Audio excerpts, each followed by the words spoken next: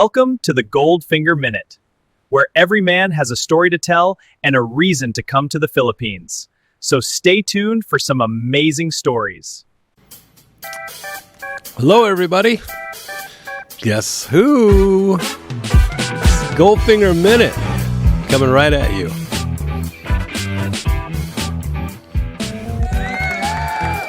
I got some stories to tell you today. Just little things in my life. All right, here we go.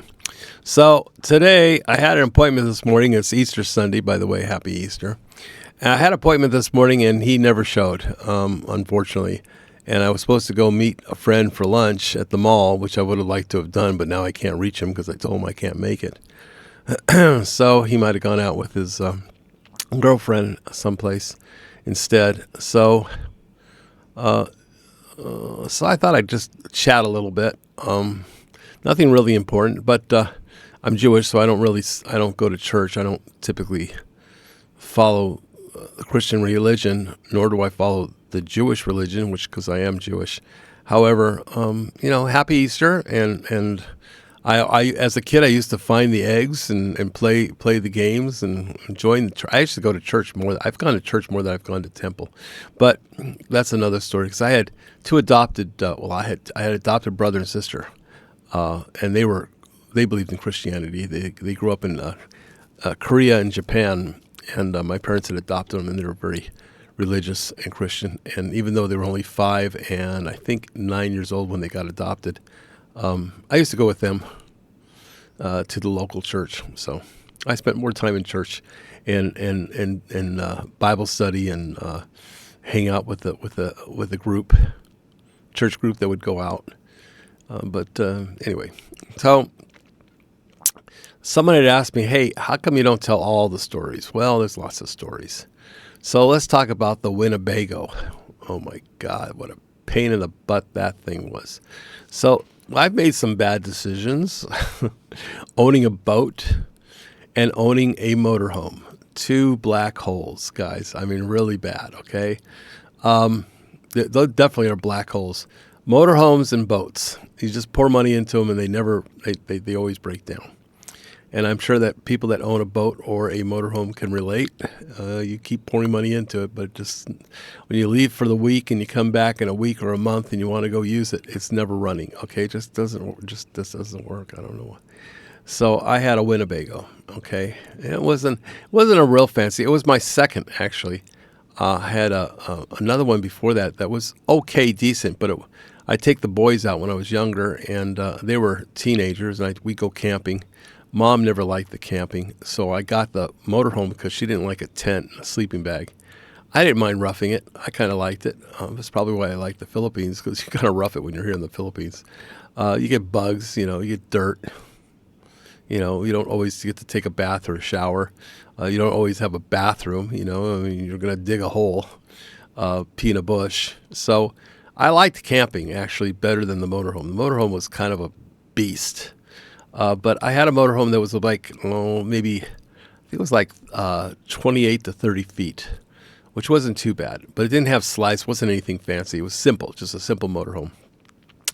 And it was fun. And at least my wife at the time, who passed away, but in any case, we'd go out and she'd join us, which I enjoyed, and she'd cook and clean the motorhome. That's what she always did. She liked cleaning and cooking. So and the boys and I would pull a trailer, and we had motorbikes and quads. Okay, and we joined a group called the Mojave Desert Club. Okay, it was actually the Mojave.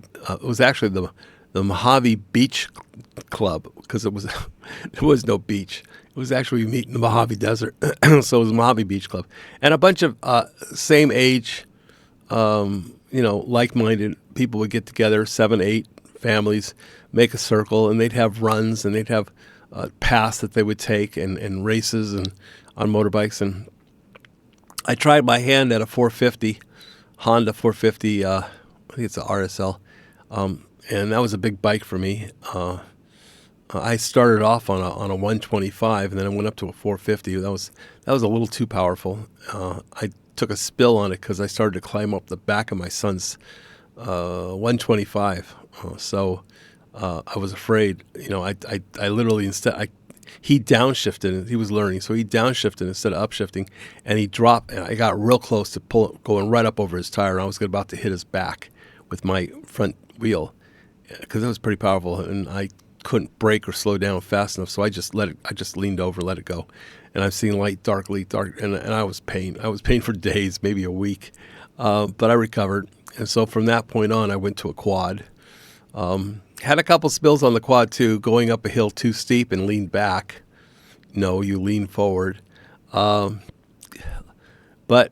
we had a lot of fun out there. Now, when I got the motorhome, things changed. Okay, at least my wife at the time would come out with us, so that was the better part, and she's a better cook.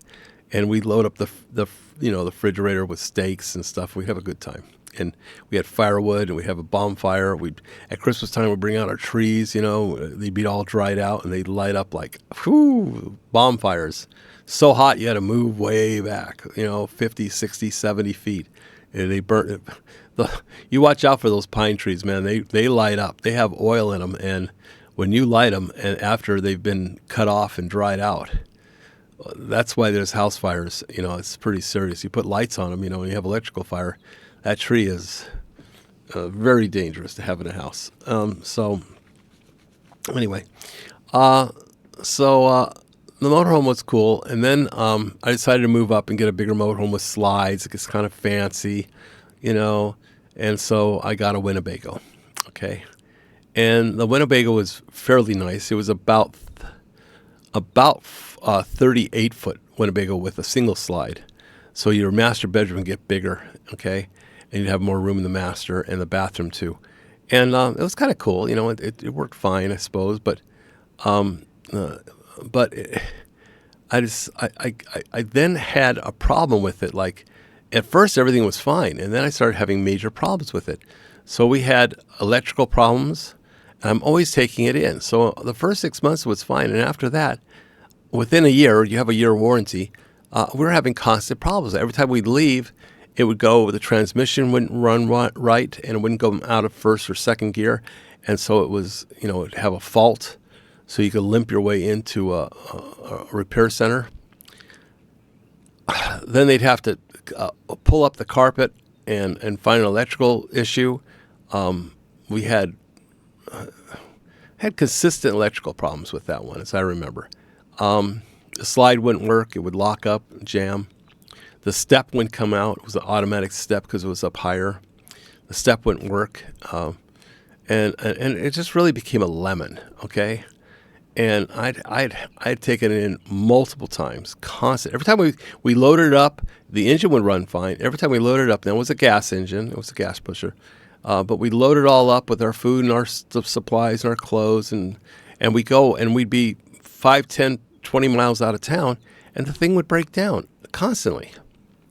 One time I took it in for repair and to the shop, which was, I lived in Agua Dulce, California, which is a little bit outside of Los Angeles.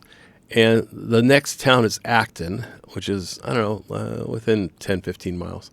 And there was a shop there, and we were all the way into already towards Palmdale, Lancaster, and the thing would stop. So we'd have to go all the way back to Acton, and then they're saying, okay, you have to leave it overnight. So sometimes we spend the night in a camping store, okay, because otherwise we didn't have our car with us. It was another 10, 15 miles away. Or one of us would have to call a cab and get a car and take us back home. But meanwhile, we had, food in there, and we had, we had to keep the refrigerator going or the generator. It's kind of a pain. And then they say it's fixed, and we took it back out. We'll never forget one time. We're steering around. I'm steering. I always drove. Not Carolyn, but my wife at the time, which is Joyce. Joyce would, she said it's too big. Okay. She said it was just too big. She was scared of it. Okay. Because it is like a big truck. And it had I was pretty impressed with it. It had a truck Ford chassis. Okay. Called the Workhorse. It was pretty cool. But one time the steering wheel literally came off. Okay, it came off right off the column. They never put the nut on when they worked inside of it. And I'm sitting there staring at the airbag, freaking out on the freeway. Okay. Luckily, I was going straight and it stayed straight. And I'm trying to put the steering wheel back and get it keyed back in. And Carolyn, I keep doing that. Oh my gosh, she'll kill me. And Joyce was looking at me, staring at me because she was in the passenger seat. And Joyce was looking at me. She's going, her mouth was wide, like, what? And I go, we're turning around. We're going back. Oh, that thing was such a lemon. So I finally gave up. I hired an attorney. Okay. And there is a lemon law in California. Okay. Not all states have lemon laws. And lemon laws is if you have multiple problems within a certain amount of time, usually within 3 or 6 months, and half a dozen or a dozen problems, they have to take it back, okay, or give you another one. They have a choice. They can take it back and repay you or give you another one. They typically give you another one. They don't want to take it back. Went to court. They came out. They investigated the Winnebago. They tried to find fault where I did something wrong. But I had constant repairs. Sometimes I had to go to Ventura, which is pretty far away, over an hour. Or they would take it to Bakersfield because it had other problems that were serious that they couldn't fix there. So they would be driving it to Bakersfield. They'd be driving it to Ventura. And I never got copies of the repairs. They never gave me copies. So, but I told my attorney, I says, at least 20 times in the last 3 to 6 months. I said, it's ridiculous. And I said, before it's a year up, I'm done with it. Every time we go out, we had one time where it has an automatic leveler and one leg wouldn't go down, but the others did. So the thing's at a tilt angle. It's not level at all. In fact, it was worse. Then we go to retract it and it wouldn't retract. I'm getting out the tools and the hammer to try to get the load levelers to retract, they wouldn't retract. Ridiculous. So I told him, he says, well, you have to get the repair sheets. And we contacted them. They said there's no repair sheets. He says, do you have repair sheets? No, I don't have any repair sheets. He said, well, you got to get those. So I went to the one in Acton and I said, hey, I need copies of the repair sheets. Okay, well, they already knew what was happening here. They said, oh, well, we don't really have any. And I go, what do you mean you don't have any? Oh, well, it's not on the computer. We don't have any repair sheets. I said, mm-hmm. So when I went to go see customers, because at that time I used to buy gold and silver, and I was in Ventura, I knew there was a really big one in Ventura, and I know it had been taken to Ventura. So I went into the Winnebago repair shop in Ventura, and I said to him, hey, I need to do maintenance on my new Winnebago, and this is my model, and this is, my paperwork when I bought it and everything else. I said, but I don't have any repair work, and I like to keep a log at oil changes and other maintenance. I says, can you possibly print me up a list of all the service I've done on it, and so I can keep it in a folder, and they said, oh, yeah. So they looked up, they said, oh, it's going to take some time. Come back in about 2 hours. There's a lot of printing. I said, thank you very much. Slipped the guy a $20 bill. Okay. He says, I know it's going to take a long time. I'm sorry. So I says, here, buy some lunch. Okay. And you're very nice. You get more bees with honey. Okay. So I'm always very pleasant with people, especially when you want something, and you don't want to, you don't walk in like a bear in a china shop. So I came back in a couple hours. We had lunch. I came back in a couple hours, saw a couple customers.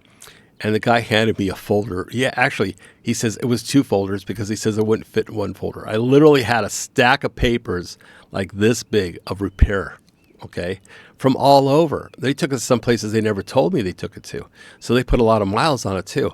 Now, in the over 10,000 miles they put on this in 1 year, 10,000 miles on this Winnebago, I had never once made it out to a trip. It was all there. If you total all the mileage up of the repair centers that they went to and back and forth, it was all them. And they had taken it to different shops because they took it to Bakersfield. They told me they went to Bakersfield. Yeah, they went to Bakersfield. Then they went to San Diego to get it repaired. I have no idea. And I wouldn't have known this unless the paperwork, revealed it. And constant parts and replacements. So my attorney says, oh, you definitely have a case. So I said, okay, well, time went through. I never had to testify. The paperwork spoke for itself. The judge says, this thing's a lemon. He more than qualifies for the lemon law. So Winnebago, you have a choice. What do you want to do? Replace it or refund the money? Well, Winnebago came back and said, we'll replace it. So I said to my attorney, I says, well, I don't want the same model. I don't think it's fair. And I've had a whole year, I've paid for this thing, and I've had a whole year of no use. I says, so what are they going to do for damages? Okay, what about my loss of use and damages and things like that? I says, and I certainly don't want the same model, but if I'm going to get stuck with a Winnebago, maybe there's another model I could choose. Well, the judge, they went back to court again, and the judge says he could have any model they make. Now, this is a year later, actually more than a year later. It's probably 2 years later. Okay, so I've had no motorhome to use for 2 years, paid for it. Okay, gone nowhere. At this point, I bought a house in Las Vegas, a property, and planned on moving there. So I don't know. I didn't really need. I said, forget it. We're just going to move to Las Vegas, sell the property. But I did have 10 acres in California, just outside of Los Angeles. And I planned on putting on a pad, so the motorhome there with a cover. I actually got permits to build it, but I never quite built it. I got estimates for the cost and everything, and I took out there a sewer, a water, power, everything for this motorhome, and we never actually built it. But when at the meantime I said, oh, we're just going to leave, forget it. And I says, I didn't think they were going to make me have another motorhome. I thought they were going to just refund my money, and they didn't. Okay, so the judge came back and said he gets any motorhome with all options he chooses. That's in the Winnebago's, available from Winnebago, whatever they make. I go, oh, okay. So now they made a 42-footer with 4 slides. I went to a diesel engine because he said any option. So now I went to a Cummins diesel, okay. It had pressure washer. It had a pull-out underneath that pulled way out, and it had a barbecue and a sink.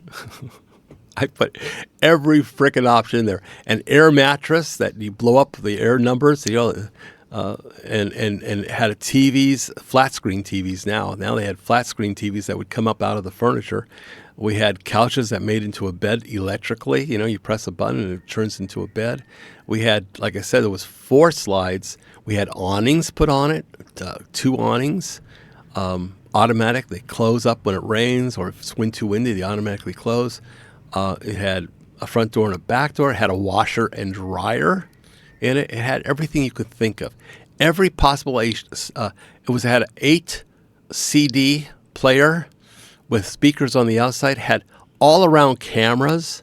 These were all the frickin' options. This thing was $350,000 for this Winnebago, and it looked cool. It was the monster. It was the biggest one they had, and we put every single option on that thing as we can think of. Okay, because my intentions was, well, if I'm going to have to deal with it, I'm going to deal with it. And I really would have liked to have used it, but we didn't. So they gave it to me, and I was already now moved into Las Vegas. So they didn't register it in California, and I had driven it up and parked it outside my house. But the HOA said, this thing's too big, you can't leave it on the property. I said, okay, I'm going to find a place to park it. Can I just leave it in your big parking lot out in front? I'll move it all the way out to the back, and I'll sign a waiver. It's fully insured, And they said that's fine for just a short time, less than a month. I said, okay, so I'm trying to find a place to park it. Well, nobody could handle a 42-foot monster. It was a monster. It had luggage racks on top too. It had air horns. It was, like I said, a diesel pusher. So giant tires, dually, couple 2, 4, 6, 8, 10 tires on a. This is a major thing, okay? I don't even think, it was a monster, okay? Beautiful motorhome. So I took it to Wheeler in Las Vegas, and I said, hey, I want to sell it. I still had the plastic on the couches and all the plastic on the refrigerator. It had a full-size refrigerator with a freezer. It had just so many things on it you could think of. Anything you could think of. This thing was literally nice, okay? And I said, I want to sell it. And they said, well, how much? I said, well, I still owe on the old one because I didn't pay cash. I still had to make payments on the old one. and I still owed around 80,000. I said, so why don't you make it like 150,000? I'll sell for half, 175. Of course, Wheeler's going to wheel and deal. So they found a buyer right away because they're selling it for 350,000 motorhome. But in any case, in the meantime, he says, you got to license it. It hasn't been registered. So you're going to have to register it. Well, I'm in Las Vegas now. It's my address. I don't have the address of California anymore. And they never registered. So I went back to the lawyer, and the lawyer says, well, it's a done deal. I says, no, it's not.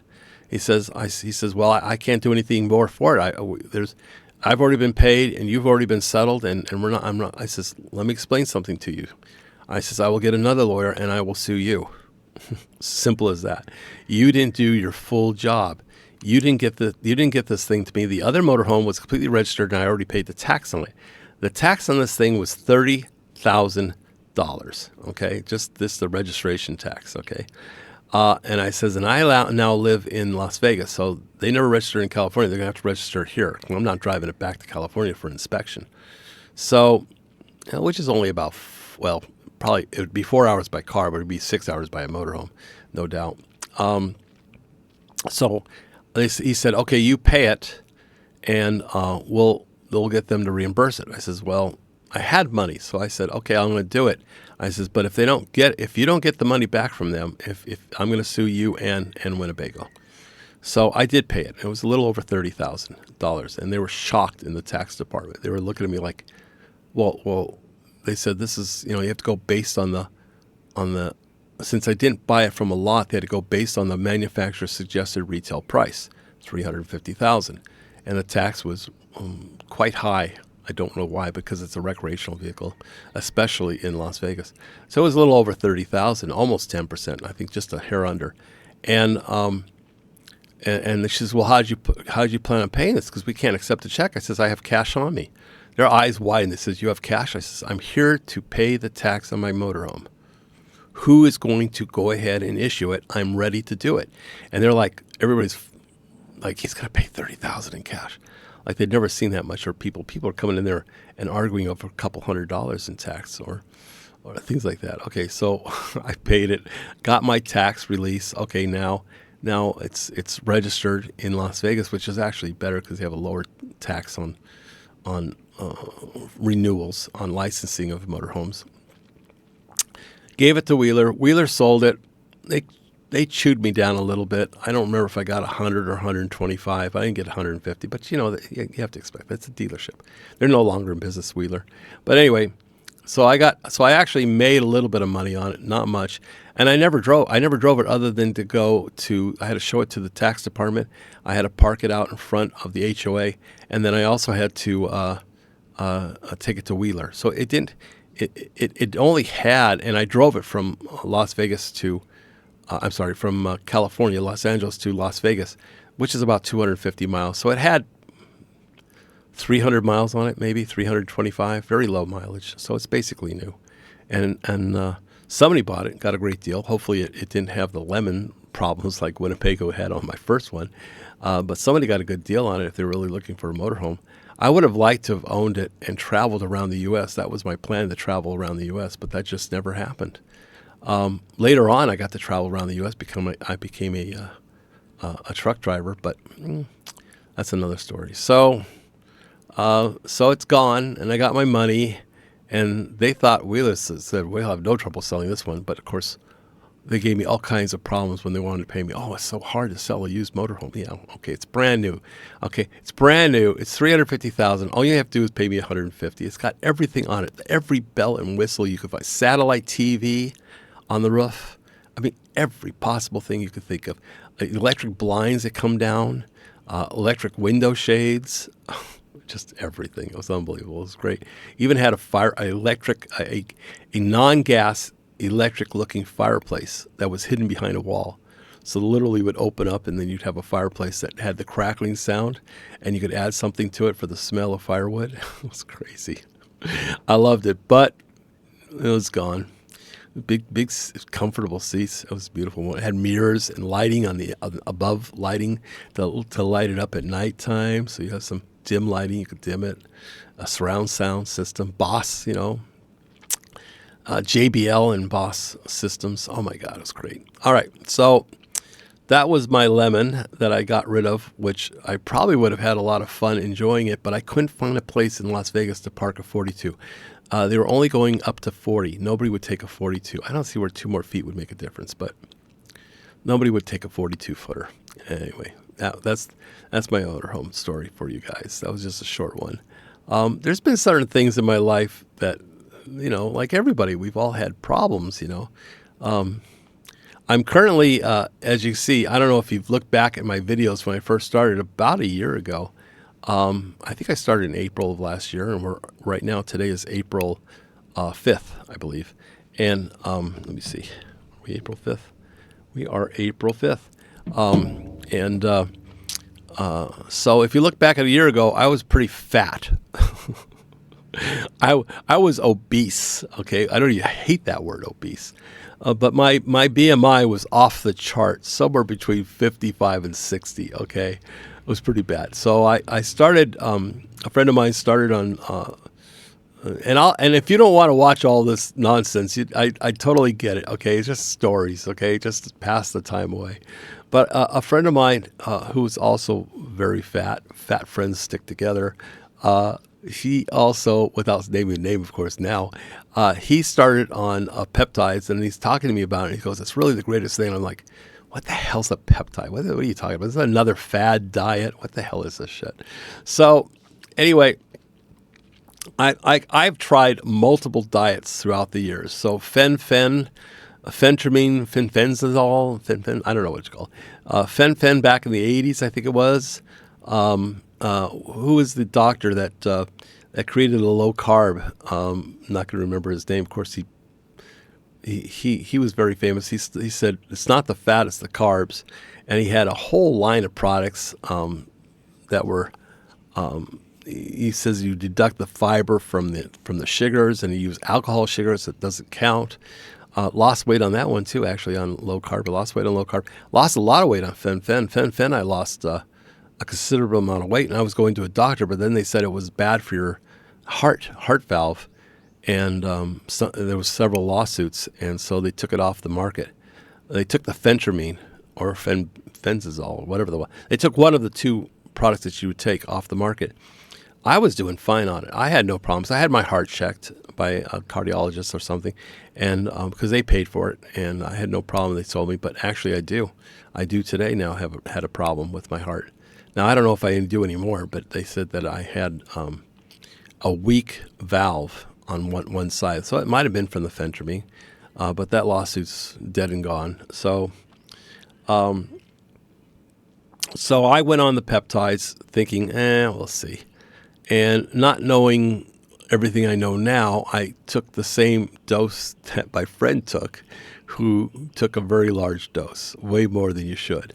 I've learned a lot more since, and of course I had side effects. If you take too much of anything, you're going to have a side effect, and my side effect was running to the bathroom, okay, feeling ill, having a headache, stomach pains, like way too much. I start people on 1/2 milligram, okay, and then the second week is 1 milligram, and then by the third week they'll start losing, and at that point they'll be on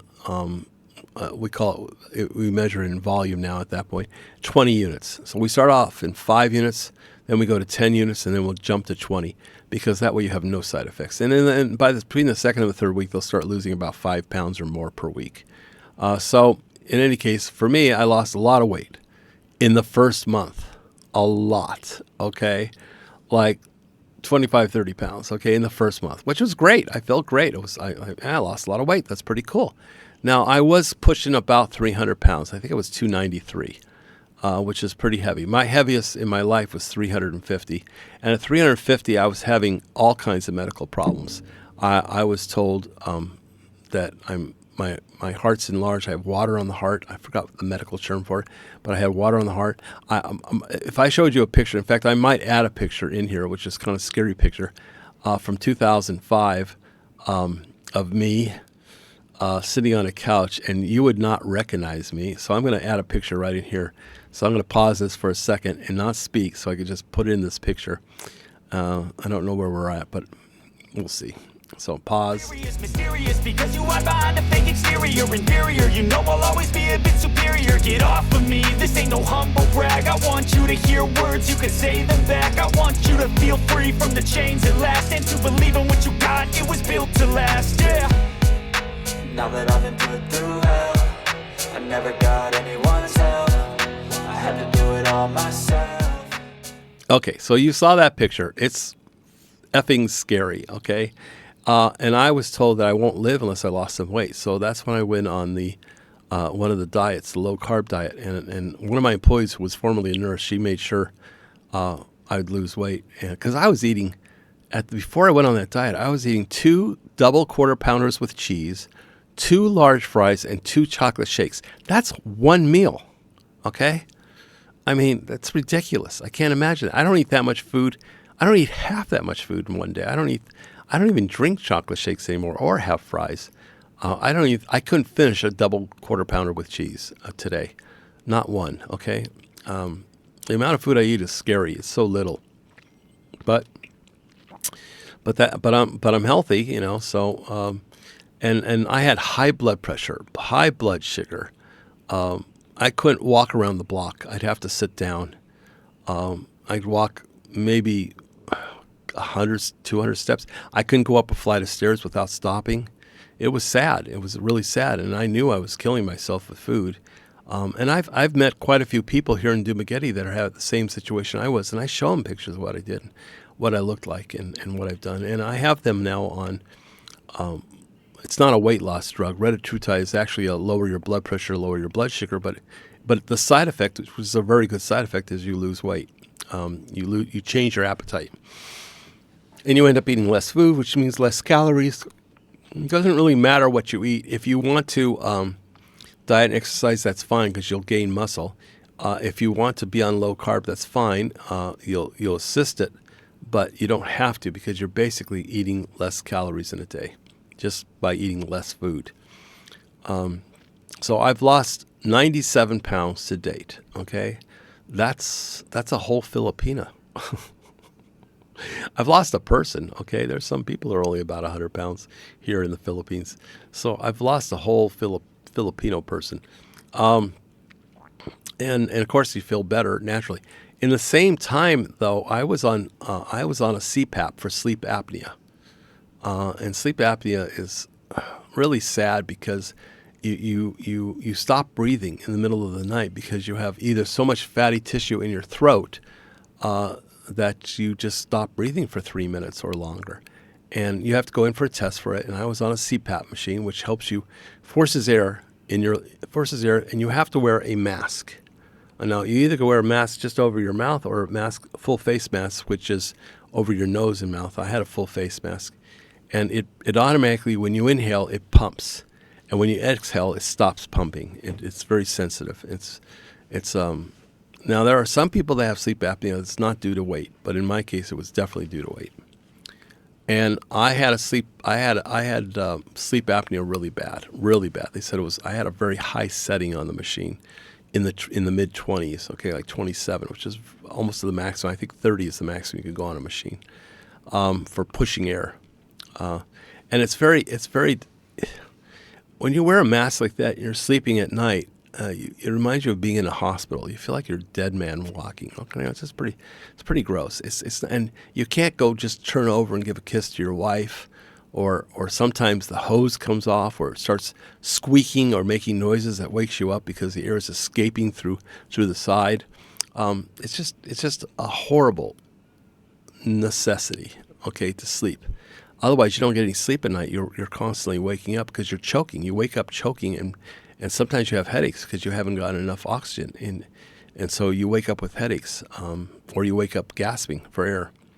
So, sorry, I say a lot.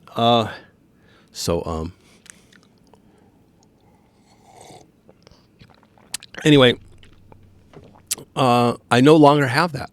When I hit 205 pounds, I didn't think I really needed it. And I didn't. When I went to Vietnam a month and a half ago or so, I didn't bring it with me because it's a pain in the butt to carry that thing around with you. It's heavy, and it's in its own case. You got to bring the hose, the mask, and the machine, and the power charger, and an extension cord in case it can't reach the outlet.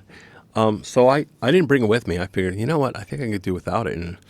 From that point on, I haven't worn it. I packed it all, cleaned it up, packed it away, and I haven't used it. So that's been a month and a half. I haven't been I haven't had sleep apnea, which is pretty good, which is really nice, and it's joyful. I don't think I'd ever gain the weight back because it's such a big difference. Now I could sleep, turn over, give my wife a kiss, put my arm around her, and I don't have to worry about the mask hitting her head or shoulder or making squeaky noises and waking her up. It was horrible. Okay, I feel sorry for anybody that has to have a CPAP. They suck. They try to make other devices that you wear on your nose, your mouth. They don't work. It takes a very expensive machine. Okay, in some cases you have to pay for it. In some cases your medical insurance will pay for it, but you still have to buy masks and filters and clean the unit, and there's a certain amount of maintenance too. Now, and adjustments. Now, also, in around the third to fourth month, I noticed I was getting dizzy. When I got up from a chair, I would feel dizzy. And when I looked into it a little bit, it says that you're probably having low blood pressure, okay, or low blood sugar. Well, as it turned out, I had both. So that's actually what retatrutide does, is lowers your blood pressure and blood sugar naturally. It basically is amino acids that you already have in your body. They're short chain amino acids, and you're injecting them into your body to support and help your mitochondria. It helps your pituitary glands create what you need. In this case, insulin. So you don't have to take insulin. It helps you start regulating your own, and you won't go below normal. Like a medication will take you below normal, but this just gets your own body to regulate itself to normal, to whatever norm is. And but if you continue to take retatrutide and you take medication, which I was doing because I've been on multiple blood pressure pills. I had 3 different blood pressure pills, but one of them I took morning and at night, which was clonidine. The one during the day in the morning, first thing is lisinopril, or here they get losartan, which takes the place of lisinopril, and amlodipine. I'm not sure if I'm saying it. Amlodipine, okay, something like that. I had amlodipine and I had a lisinopril or a losartan and clonidine twice a day, once in the morning, once at night. And my blood pressure was still horrible. When I checked in the morning, it was terrible. High, very high. And it wasn't doing a great job. I still had hypertension, is what they call it, and which cost me money, because when I went to the insurance company, they said, you have hypertension. We're not going to insure you for anything related to hypertension. Now, and I realized that when I got dizzy, I need to cut back on the medication, because the retatrutide was bringing me down naturally. When I checked it around the second time, I said I'm below normal. Okay, so you cut back on the medication. I now do not take any medication for hypertension. I do not take any of the 4 pills. Okay, I have boxes of them sitting in the closet. Okay, I don't take them. Okay, I also was checking my blood sugar. My blood sugar was not real bad. I kept it in check, but I kept it in check with, again, medication. So I was on glipizide and metformin, okay? Now, the metformin actually helps you lose weight, believe it or not. You could take metformin and retatrutide, but you've got to watch your blood sugar, because the metformin also is a medication that lowers your blood sugar.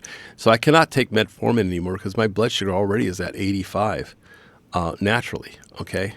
So if you take a medication, it'll drop it below 85 and you'll have low blood pressure and you'll also get dizzy. So I can't take metformin, even though I did for a little while just to help keep losing weight. But I had to stop it because the purpose of the medication is not to not so much to help you lose weight, but the medication's for lowering your blood sugar. And so I just went ahead and dropped the metformin. So I don't take anything anymore. And I'm running between 85 and 95, which is, I haven't been that way in I don't know how many years. I can't tell you, 30, 40 years. I don't remember ever having to check it until I had problems. So now just being on retatrutide. Now I'm still trying to lose a little bit more weight, about 20 pounds. And I will ease off the retatrutide because what you do is you go on maintenance. You don't just stop. When you reach close to your goal, like within 10 or 15 pounds of your goal, which I'm almost at right now, I want to get down to 185, and I believe I'm 203 to 205, something like that, pounds. So I'm within 20, and when I get down to close to 10 or 12 pounds, then I'm going to start cutting back on the retatrutide injections, and it is an injection, a tiny little needle, like an insulin needle, if anybody knows what insulin. Very small. It's about it's less than 5/16 of an inch, about a quarter, about 4/16, quarter inch, and very small, gauge 31. So you don't feel it when it goes in. You just use a little alcohol, and you clean the top of the bottle. You take in a little bit, and then you inject it, and you clean your skin, and you put it in. It's over. Okay, so but I'll cut back to all the way back to first 1 milligram, which would be 10 units, and then eventually 5 units, and then eventually 5 units which is a very small amount, tiny. A bottle will last me for months. Excuse me. So then I'll go once a week, and then I'll go once every other week, and see if I could just go right off of it without getting the weight back, because you retrain your body and your mind, okay? And once you reach the proper weight and it fixes things. It fixes your pituitary glands. It gets them working again. It jump starts them. You're pretty much automatic. Now, I probably will still check it because I never want to get back fat again. So the only way to really check it, of course, is checking your blood pressure, checking your blood sugar, which I have the tools for, and, of course, weighing yourself. These are the 3 things that you have to do at least once a week. It doesn't really do very well to do it every day, because if you do it every day, you go up and down, up and down, up and down. So every Saturday. So yesterday was my Saturday. Today's Sunday. And it's doing very good. But I'm not losing a lot of weight anymore very quickly. Even though I'm on a high dose of retatrutide, about 15 milligrams, which is higher than the FDA tests that they did. They just finished the 3rd trials and passed beautifully. They lost almost 33% on the average of weight loss of the trials, of several hundred people on the trials, with very little side effect, and nothing's 100%. You know, some people can't handle it, but most people do. And but I've already lost more than 33%. Okay, I've lost a little over that, and I don't know if I don't think I've done the calculation, but I've lost, if you weigh 300 pounds and you lost 100, I guess that is 33%. Right now, I'm not losing very much. Maybe a pound a week or 2. It's very slow now.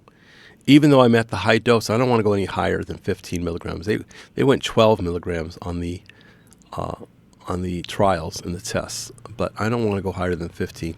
And that's a lot. I mean, you start off with half a milligram. That's literally what you start off, half a milligram. Then you go to 1 milligram. And then you're at 2 milligrams for several months, 2 or 3 months. So being at 20 is quite a bit. Now, the side effects,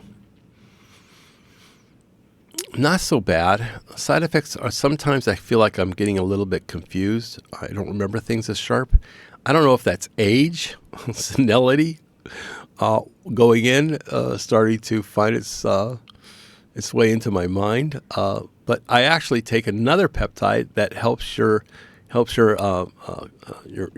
concentration and helps rebuild and connect your muscle, your brain nerves. And that's C-Max. C-Max is a great peptide. It works in your brain. So there's peptides for everything. Okay. Again, I'll let you know when I'm hoping to hit 100 pounds. I've been on it for 9 months. Okay, 9 months as of 2 days ago. On retatrutide. I've also since then have started other peptides for skin, which is a copper-based peptide, GHKCO. By the way, I'm writing a book. It'll be free on peptides, specifically for peptides. It'll be my story and what I've learned from taking all these different peptides. There's quite a few. 5-amino-1-MQ is excellent. There's peptides to rebuild cartilage and muscle if you have injuries. There's peptides for inflammation, BPC 157, TB 500. I take those. I take MOTS-C, That's for building muscle. Working out in the gym, you have to work out. You have to lift weights. It allows you to lift more weights and it also lets you repair afterwards faster. So you repair overnight, rather than having stretched or tired muscles. It repairs the muscles faster. There's peptides for sleep. If you don't get into a REM, you don't get into a good night's sleep. There's peptides for that. There's peptides for sex. It works in the mind. Male or females can take this peptide because it works on both male and female, because it's not pumping blood to your member. Okay, and it's not like Viagra or Cialis. You could take those at the same time if you want, but this works in your mind and it takes you on a different level. So if you take PT-141. PT-141 it goes into your mind and it makes you what is that, amorphous? Makes you intimate, very intimate. You get very connected to your partner, okay, on a mind level, okay, not on a physical level, and it makes you very loving and very close. Now, if you both take it, you're going to have a great night, okay, because you're both into each other. It makes your feelings, your touch, your smell more sensitive about the person you're with. Just bizarre how it works that way, but it's more on a mental level than a physical level, where Viagra and Cialis just physically makes you hard and maybe horny. This makes you loving and caring more. So I think it's a much better product, especially if you have what is it called? EDS, erectile dysfunction. It works on a lot of people that Viagra and Cialis won't work. So it works because it works in the mind. It works in a different way, different pathway, and so again, it's amino acid that we start to lose as we get older. I'm pushing 70. June's my birthday, so I'm not looking forward to. You stop celebrating birthdays at 60 and on. At that point, there's no celebration. It's sad. I don't know. That's the way I look at it. Now, not everybody feels that way, but when you go from 59 to, it's just like when you went from 39 to 40 and then 49 to 50. That's a whole nother decade, Excuse me, I gotta have my coffee. So, I'll be hitting 70, June 2nd. God, time goes by fast. But I feel great. Now, I'm lucky to be alive, to be perfectly honest with you. I pay it forward. I help children, as you know. I help children with education because I tried helping them with helmets, and that didn't go over very well. I bought thousands of helmets for children here. Children here ride bikes. I know it's not, you think, what the hell are children doing on motor scooters? Children are allowed to be on motor scooters here. They don't have a age limit or a law like that, especially in Dumageddon. They don't even have helmet laws or anything else for protection. So technically the laws are on the book, but nobody enforces them. So they'll ride around with no helmet. They'll ride around with children, babies, in fact, on scooters here. It's their mode of transportation. It's the way they were brought up. And they've been riding bikes in the province, which is like out in the boonies, from day one. Okay, literally, they take 1, 2, and 3-year-old babies on, and you'll see teenagers, 7, 8 years old, riding a motorbike. They can't even. You wonder how the hell they got on it and how they were able to get started. Okay, but their feet don't touch the ground. But yeah, you'll see it all the time here. And no heavy leathers or gears, no protection, no feet protection, no head protection. So I started providing helmets because I saw a lot of injuries in the hospitals when I was there. When I was sick, a lot of people were coming in emergency with injuries from motorbikes, and mostly children. And I felt really bad, so I started doing the helmets. But it's not in their nature to wear a helmet. Okay, they just weren't. There's no enforcement, and it's not my job to change the ways of the Philippines. Okay, I don't want to change anything. I just wanted to protect the kids. So And I actually did have one parent tell me that they got in an accident and the child had one of my helmets that I had gotten for them, and they thanked it because it was a bad accident, and the mother was wearing a helmet. She had a bad head injury, but the child was fine. No head injury, just a little bit of skin rash. So they thanked me because they don't know what would have happened if the child didn't have a helmet. It could be permanent damage. So that's good. If I helped one person, that's fine. So one child. So now what I do is I help the schools, and I pay it forward by either setting up computer classrooms. Now the project with Mr. Rodney Black and we're going to help a school in the province. They don't have sufficient books. They don't have bookcases because they have a problem with termites, and the bookcases got eaten away.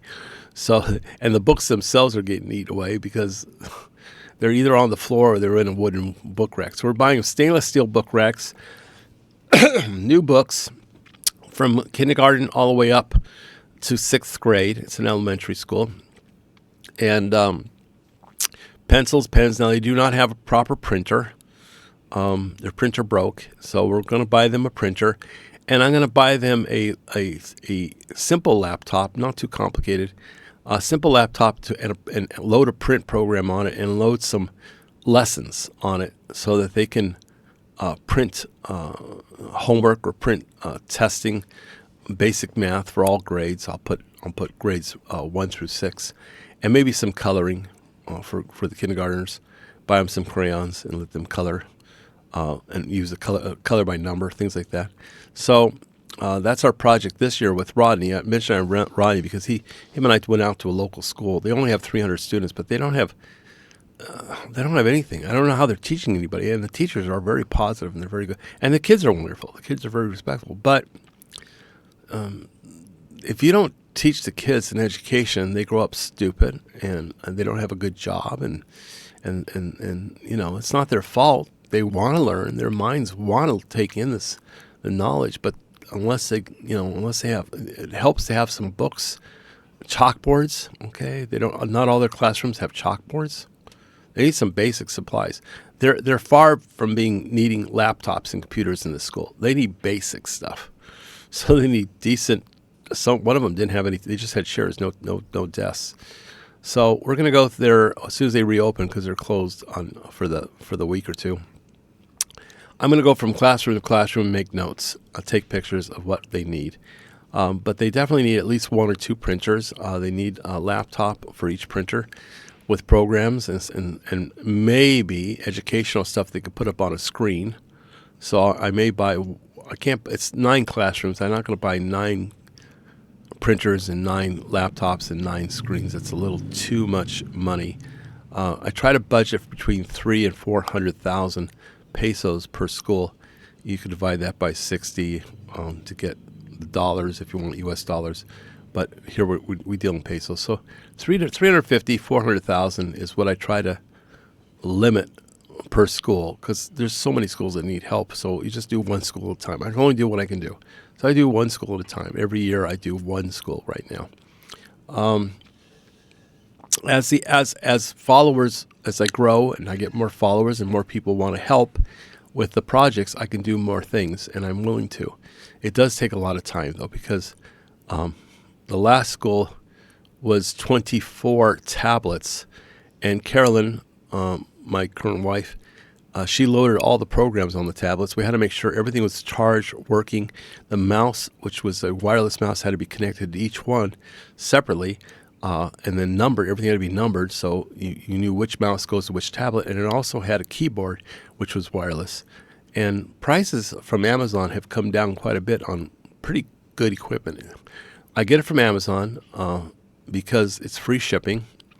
I also get a discount from Amazon because I show them that I'm providing it as a donation to the schools. So not only do I get a discount, I also get free shipping, and they're very good about supporting me. So I use Amazon for the electronics, which is better than the electronics you get here, and actually cheaper, quite a bit cheaper.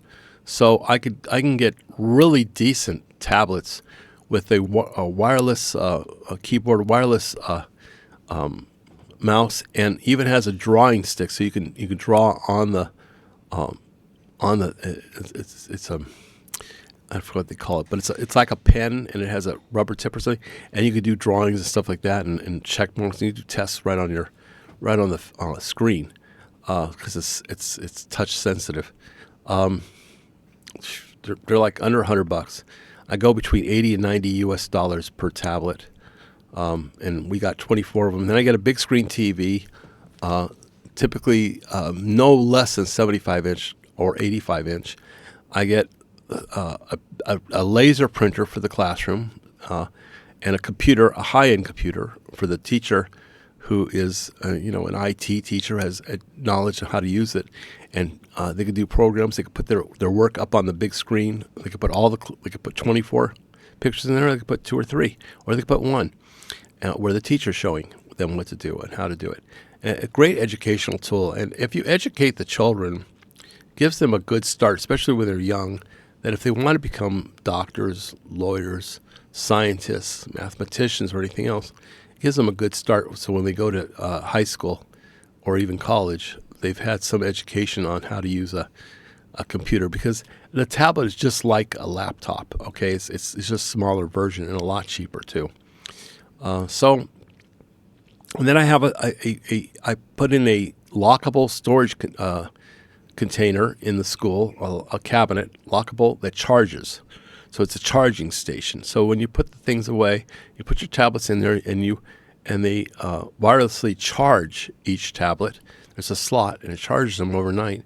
They usually last 2 or 3 days on the charge, and then the mice last a long time. The mouses, they last a long time on a regular charge anyway. They have they have a battery. They have a little AA battery. I buy them a couple hundred batteries, so they have them, ever-ready batteries. And then I also I get the pads for the kids. Everybody has a pad with the crazy meme and all their favorite characters on the pad. So we set it up right. Everything's wireless, so the teacher can send instead of using HDMI cables, things like that, what they call dongle, I believe they call it a dongle, which transfer the information from the teacher's laptop to the printer or to the big screen TV, and the kids are are connected also to Wi-Fi. In some cases, I pay for the Wi-Fi for the schools if they don't have it. I also secure the room. This last school, we actually ended up having to build bathrooms. They didn't have good bathrooms in the school. They only had one set of bathrooms for 770, I think, students last year. You could always watch the video on it. It'll be, I think I'll put links on it in the description of this video. You can watch Bud Brown and Kevin Tucker both videotaped it, so I'll put the links to their videos. They went ahead and video recorded and the whole bit, so you can see what we do. Came out really nice, and I haven't heard. I go back every few months, check up on it, make sure everything's working. If anything needs repair or needs change, I get it fixed for them. So it's ongoing. We've had several schools now that we've done. So that works out. I think that works out the best because they don't take anything home, like the helmets. They don't take it home, lose it, not use it. Everything stays in the classroom. Everything's secure. So now in this school here, we're going to get books. We're going to get bookcases with Rodney Black. He's donating for memory of his mother, which is very nice. She passed away, and we're going to put plaques on every one of the. We're going to do something nice and put a plaque on every one of the stainless steel bookshelves, which I've ordered. They haven't gotten here yet. The books, I'm still looking for books. I still haven't found a good source for books, but when I do, I'll be buying books in bulk. So every classroom has books based on which grade they are. Okay. I'm assuming every classroom is a different grade. I do not know. Sometimes they move kids around from classroom to classroom here, so I don't know. But I'm pretty sure they have 9 classrooms. There's 6 grades plus kindergarten, so I'm pretty sure they would have 1 classroom per grade level, so we can get age-appropriate books for them. And we have to get multiple sets. So I have to see if there's 25 to 30 students. We'd have to get 30 sets of books. it could add up to quite a bit. I'm just not sure. And then after that, I'm gonna go into like I said, the printers, and something simple to create programs for printing, maybe preset printing, charts for tests and things for basic math for each grade level. Put it in a folder, say kindergarten, 1st through 6th, and in there would be multiple types of tests they could do for history, science, math, English, geography, things like that. So that's a really good and worthy thing. Sorry I spent so much time on it, but I'm very passionate about the children. It's they need help out here. Kids are so wonderful here. All right, so I've lost weight. I'm doing good on the weight. I'm looking forward to being at the 100 mark. I did buy myself a gift. So I buy myself gifts when I reach a certain point. So at 100, I kind of already bought myself the 100-pound lost gift. I wanted an outside music system. So I got this great stereo system with multiple speakers and bass and an 18-inch woofer, and I play music outside, and I enjoy that. And I sit outside and listen to music. And on Sundays like today, I'm not playing it right now, but on Sundays and Saturdays I play religious music, even though I'm not into religious music. But I'll play religious rock and roll, or I play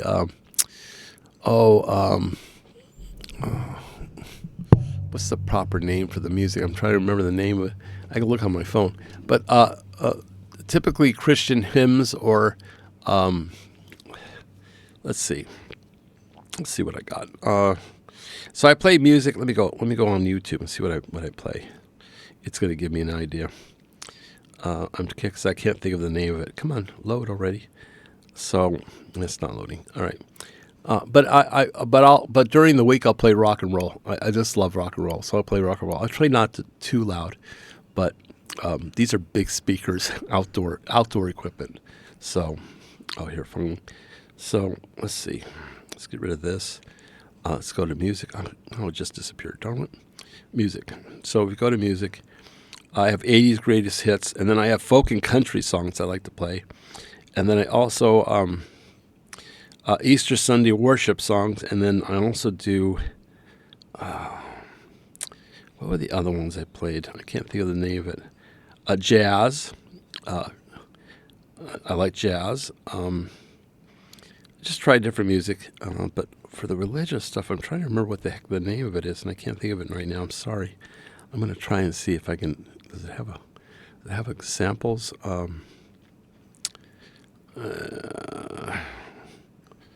see. I don't remember. Here's reggae, but I don't know. Sorry, guys. I can't think of what I'm trying to think of. The songs where they're singing inside of a church, not hymns. You guys will figure it out and put it on there. So this was just a little. How long have we been now? We've already been an hour, so I'm going to call it quits. Just a little update of what things we're doing. I have an interview with a guy tomorrow who's supposed to come today, Mr. Hollywood Bill. He's he dealt with a lot with people in Hollywood, Los Angeles, and he seems to have lots to say. I don't know what. I don't preview anybody, so I let them say what they want to say.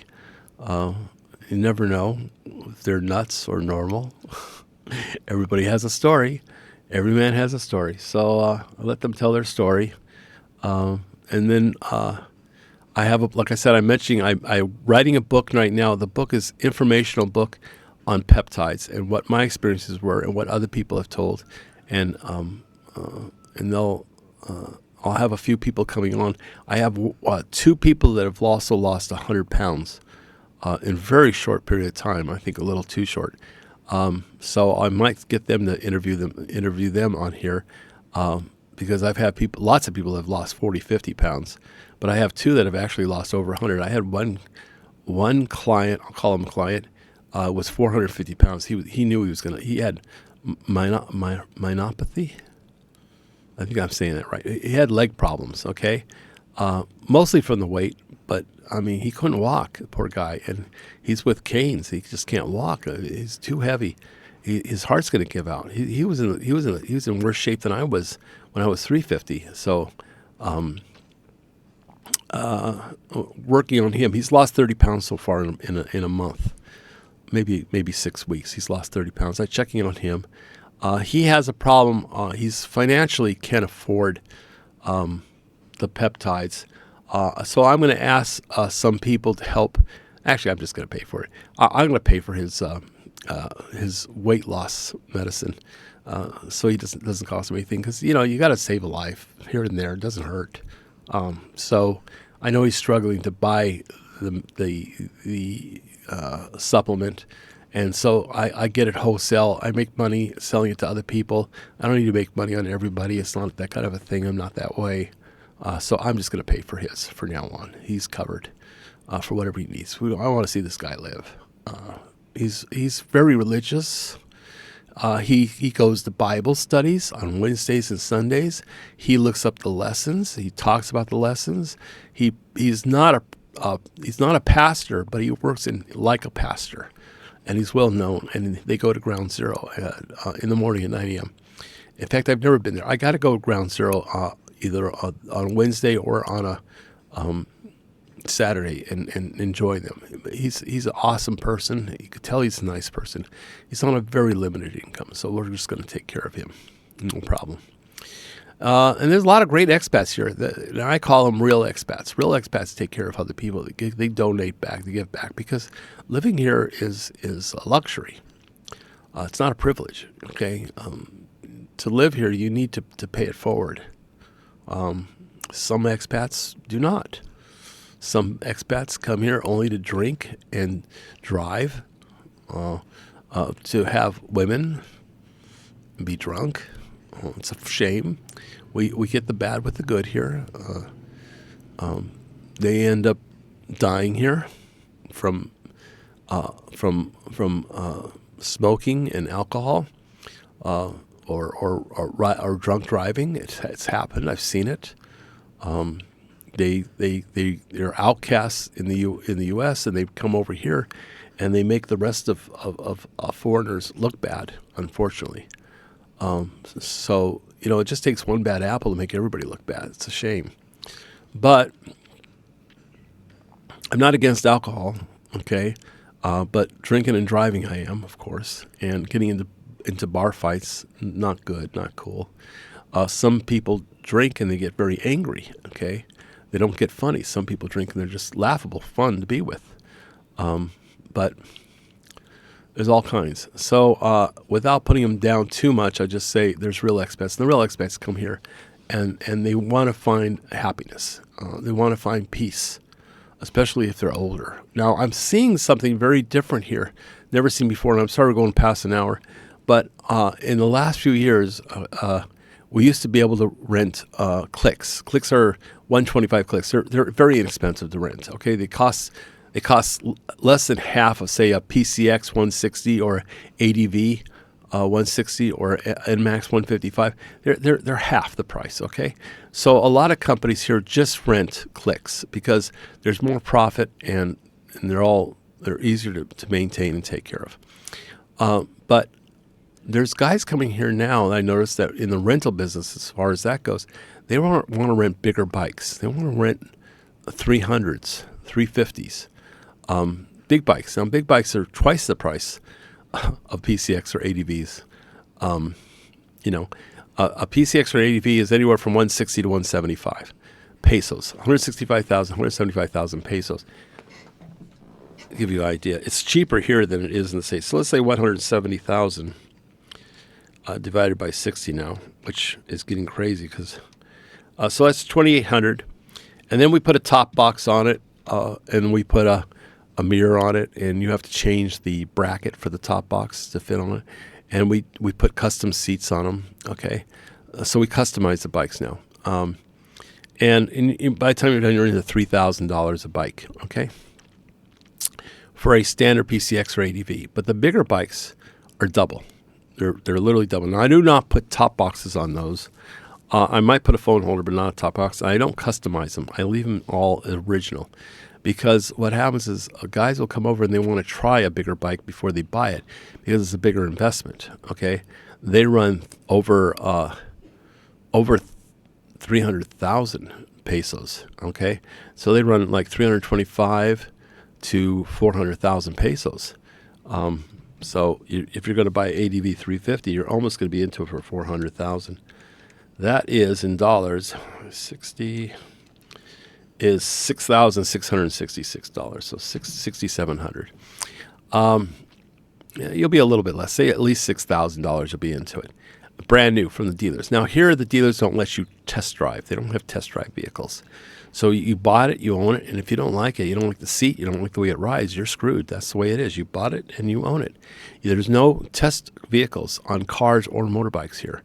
So so as a rental business, I go, hey, you really should try it before you buy it, because you don't know if you want a Yamaha or you want a Honda, okay? And they do make big bikes here, okay, even bigger than that. They make 600, 650, 750s, CC engines.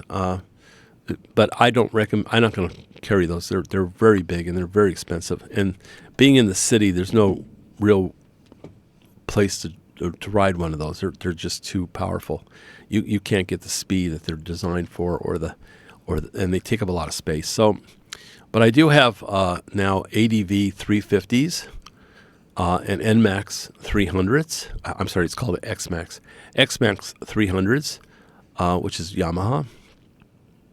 And they're renting out, I notice. I barely can keep them in stock. They're constantly renting out.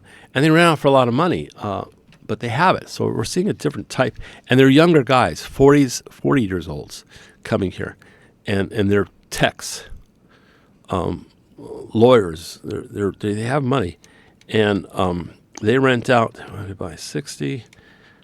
They rent out for $400, a little over $400 to $500 a month, which is a lot for renting a vehicle. Okay, here, you won't see. I mean, locals don't even make that much in a month.